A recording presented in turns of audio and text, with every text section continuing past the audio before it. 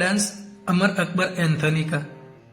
अब आप लोग बताओ कि जब कल उनकी नस्लें नाचेगी तो क्या ये लोग रोक पाएंगे?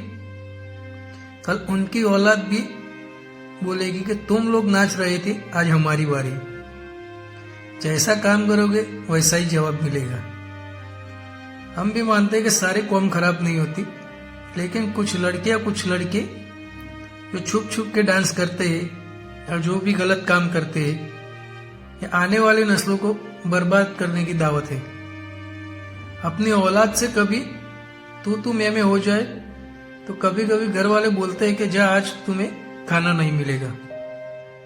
अगर औलाद ऐसे ही रहेगी तो जवाब में ये मिलेगा कि अगर खिला नहीं सकते तो पैदा ही क्यों किया।